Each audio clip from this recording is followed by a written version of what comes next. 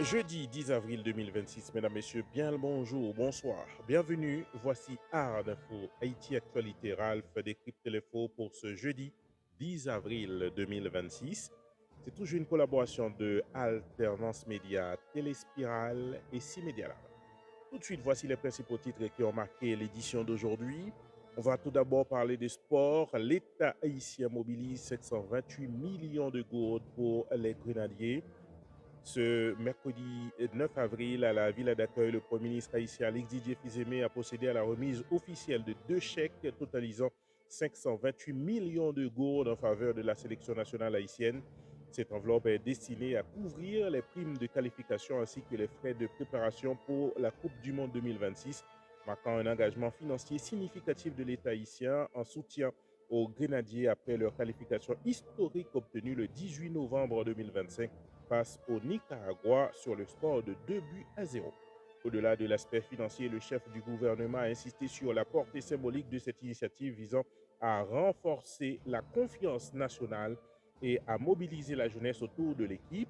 Il a également annoncé la mise en place de dispositifs publics de diffusion incluant l'installation de grands écrans dans plusieurs villes et de téléviseurs dans les communes afin de permettre une large accessibilité aux matchs.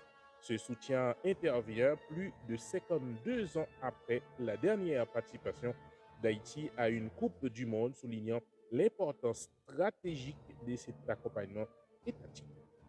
On attend maintenant le support de l'État haïtien à ceux qui veulent se déplacer aux États-Unis ou au Mexique ou encore au Canada pour suivre les matchs sur place. On reste toujours en Haïti pour parler gouvernance, enquête sur les patrimoines des anciens membres du Conseil présidentiel de transition. Depuis février 2026, les 9 anciens membres du Conseil présidentiel de transition ont tous soumis leur déclaration de sortie de patrimoine, conformément à la loi du 12 février 2008. Toutefois, l'unité de lutte contre la corruption a engagé des enquêtes patrimoniales approfondies visant à accompagner les déclarations d'entrée et de sortie, mais aussi à analyser l'évolution réelle des avoirs durant leur mandat. Ces investigations en cours au 9 avril 2026 pourraient s'étendre aux proches des anciens responsables, incluant conjoints et enfants. Cette démarche s'inscrit dans un contexte marqué par plusieurs scandales, notamment l'inculpation de 3 membres du Conseil présidentiel de transition dans le dossier de la BNC. L'ULCC entend aller au-delà des vérifications formelles pour établir la légitimité des enrichissements éventuels dans une logique de redevabilité renforcée au sein de l'administration publique. Haïti, élection, le Conseil électoral provisoire reporte le calendrier électoral.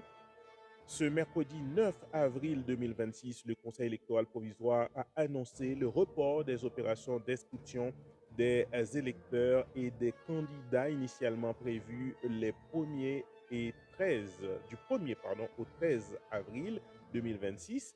Cette décision fait suite à l'arrêté du 24 mars 2026 qui modifie le cadre légal régissant le mandat et les obligations du Conseil électoral provisoire. Ce report s'explique par un processus d'harmonisation entre le décret électoral du 1er décembre 2025 et les nouvelles exigences du pacte national pour la stabilité. Le Conseil électoral provisoire affirme travailler à l'adaptation du cadre juridique afin de garantir un processus électoral conforme aux normes démocratiques. Toutefois, ce décalage risque de prolonger l'incertitude politique alors que la population attend des avancées concrètes vers l'organisation d'élections crédibles dans le pays. Haïti, économie, réduction drastique des effectifs au BMPAD. Face à une crise budgétaire aiguë, le BMPAD a procédé à un licenciement de 65 employés et 35 contractuels, soit un total de 100 départs du bureau de monétisation. Cette décision, annoncée le 9 avril, répond aux exigences du ministère de l'économie et des finances qui conditionne son soutien à une restructuration administrative profonde.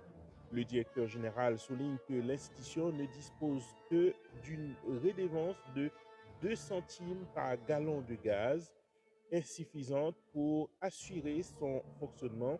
Il évoque également des pressions politiques en faveur des employés licenciés qu'il refuse de satisfaire afin de préserver la fiabilité de l'organisme. L'objectif affiché est de ramener l'effectif à 80 employés contre plusieurs centaines auparavant afin de restaurer la crédibilité du bureau de monétisation auprès des partenaires internationaux, notamment le Japon. Haïti Sécurité, la police nationale d'Haïti rentre dans une démarche de modernisation financière. Ce 8 avril 2026, la police nationale d'Haïti a lancé un système de cartes de débit destiné à son personnel administratif et opérationnel. Cette initiative démarrée dans le département de l'Ouest vise à améliorer l'accès aux services financiers et à renforcer la transparence dans la gestion des ressources internes. Supervisée par une commission dédiée, la distribution sera progressivement étendue aux autres régions. Cette réforme s'inscrit dans une stratégie de modernisation institutionnelle visant à optimiser les mécanismes de paiement et à garantir une gestion plus efficace et équitable au sein de la police nationale dans un contexte sécuritaire exigeant. Haïti Technologie, enfin, publication du décret sur la télévision numérique terrestre. Le décret portant migration vers la télévision numérique terrestre TNT en Haïti a été officiellement publié dans le journal officiel Le Moniteur le 31 mars 2026. Selon une annonce du CONATEL datée du 7 avril, cette réforme marque une étape clé dans un processus engagé depuis 2012, impliquant de multiples consultations techniques et institutionnelles. La transition prévoit une phase de coexistence entre les systèmes analogiques et le système numérique avant une extinction progressive du signal analogique. Elle répond aux engagements d'Haïti auprès de l'Union internationale des télécommunications et vise une meilleure gestion du spectre radioélectrique ainsi qu'une amélioration significative de la qualité des services audiovisuels à l'échelle nationale. On va maintenant, mesdames, messieurs, dans l'international. Au Moyen-Orient, tension autour de l'inclusion du Liban dans la trêve de 2 semaines. Au 9 avril 2026, des divergences majeures opposent Washington à Téhéran concernant l'inclusion du Liban dans le cessez-le-feu négocié. Les autorités américaines affirment que le Liban n'est pas concerné par l'accord, tandis que l'Iran soutient l'inverse, s'appuyant sur les déclarations du Premier ministre pakistanais évoquant une trêve globale. Sur le terrain, la situation reste critique. Des frappes israéliennes ont fait plus de 200 morts au Liban ce 9 avril, remettant en question la viabilité des négociations. Ces escalades illustrent la fragilité de l'accord et soutiennent le risque d'élargissement du conflit régional, malgré les discussions prévues entre les deux parties sous médiation pakistanaise. On reste dans l'international pour parler géopolitique. Quand Donald Trump critique l'OTAN, ce jeudi 10 avril 2026, Donald Trump a de nouveau exprimé de vives critiques envers l'OTAN, reprochant à l'Alliance son manque de soutien dans le conflit contre l'Iran.